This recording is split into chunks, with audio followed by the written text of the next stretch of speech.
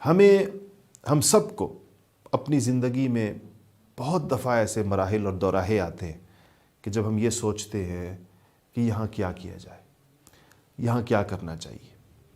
ایک سے زیادہ راستے ہمارے سامنے ہوتے ہیں، ایک سے زیادہ آپشنز ہمارے سامنے ہوتے ہیں۔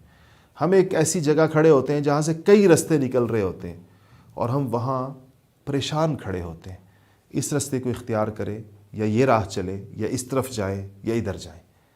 اس کشمکش میں اور اس کنفیوژن میں کھڑے شخص کے سامنے اگر کوئی چیز روشنی بن سکتی ہے، اگر کوئی چیز اس کی درست رہنمائی کر سکتی ہے، اگر کوئی چیز اس کشمکش سے اس کو نکال سکتی ہے، تو وہ یہ بات ہے کہ رسول اللہ صلی اللہ علیہ وسلم ایسے مواقع پر کیا کرتے تھے۔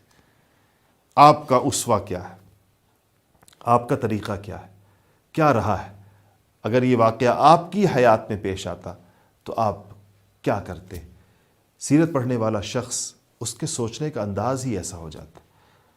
سیرت سے وابستگی رکھنے والا اور سیرت سے دلچسپی رکھنے والے کے لیے یہ سب سے بڑی بات بن جاتی ہے۔ تو سیرت کے ایک طالب علم کی یہ دلچسپی کا موضوع بن جاتا ہے۔